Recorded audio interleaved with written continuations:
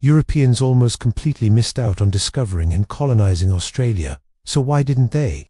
And how did they end up owning most of it? I'm the host. This is a World War II special episode about Australia. On June 1606, Dutch explorer Willem Jan Zoon and his crew landed on the shores of what we today call Cape York Peninsula in northern Australia. This made them the first Europeans ever to set foot on the continent.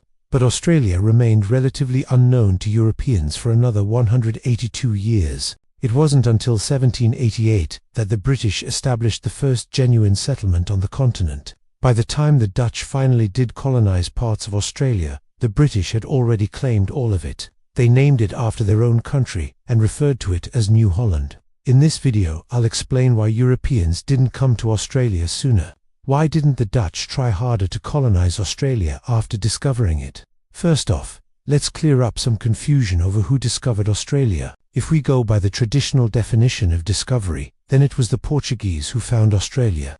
In 1598, Portuguese sailors encountered land that is now part of the Kimberley and Onhim Land in northwest Australia. However, they didn't realize it was an actual continent. Instead, they thought it was a part of a lost Indian Ocean island chain. Because they didn't understand that they had found a new piece of land. It doesn't count.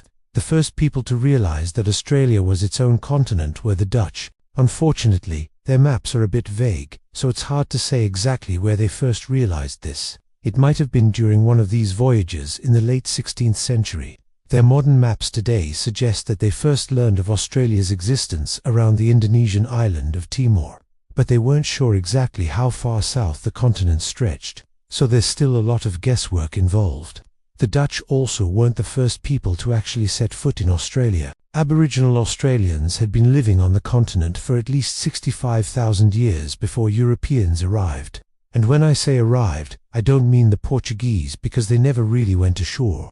When Europeans did arrive on the continent, though, they didn't know that Aboriginal Australians existed. So let's just get back to the Dutch. The Dutch were pretty surprised to find a new continent in the Indian Ocean, and they sent back reports of their findings to Europe. However, nobody really believed them. I mean, they were telling stories of an enormous southern landmass that somehow hadn't been discovered yet. People instead thought that Australia was just another trick played by the Portuguese. The Dutch explorers themselves were somewhat uncertain if they had found a new land, or if it was an illusion caused by the ocean spray.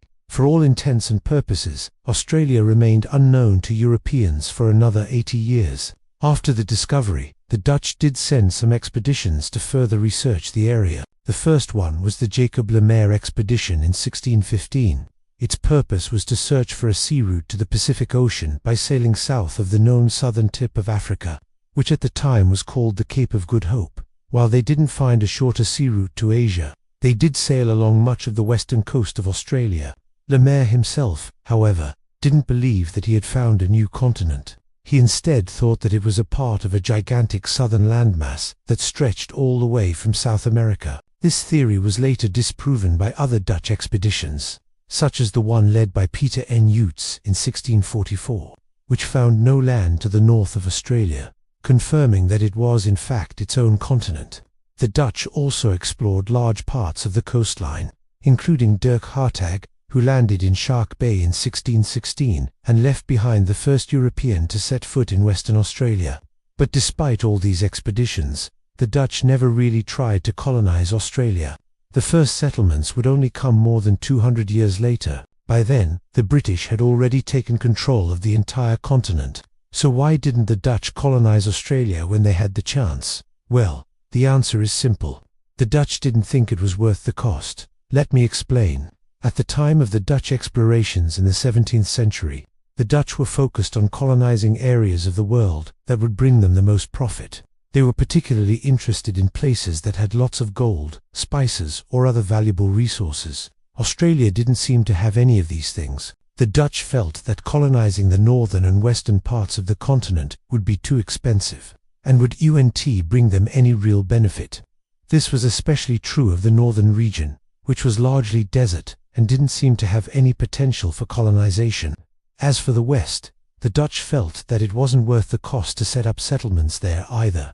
They also believed that the native population would be hostile and difficult to work with, and they were right. The Dutch East India Company, or VOC, was a company chartered by the Dutch government to explore and exploit trade opportunities in Asia. It played a major role in the Dutch colonial empire and was responsible for establishing many of the Dutch trading posts in Asia and the Americas. The VOC was primarily interested in trade, and did UNT have much interest in expanding the Dutch colonial empire into Australia. The company was already busy trying to maintain its colonies in Indonesia, which was becoming increasingly difficult due to the growing power of the British and Portuguese. The VOC was also interested in exploring and exploiting the natural resources of the Pacific Ocean, such as the fur trade. However, they felt that Australia was not a priority, and did UNT allocate many resources towards exploring or colonizing the continent. Besides the expense of colonizing Australia, the Dutch also felt that it wasn't worth the risk. The Dutch were aware that there were dangerous animals in Australia, such as snakes and spiders, but they didn't know the full extent of the danger until much later. They also didn't know that Australia was largely isolated from the rest of the world, which meant that any settlements would be difficult to supply and support. Overall, the Dutch felt that the risks associated with colonizing Australia outweighed any potential rewards. This is not to say that the Dutch were entirely uninterested in Australia. In fact, they did send some expeditions to explore and map the coastline in greater detail. One of the most famous of these expeditions was the one led by Willem de Vlaming in 1697. De Vlaming mapped the western coast of Australia and explored several of its bays and inlets.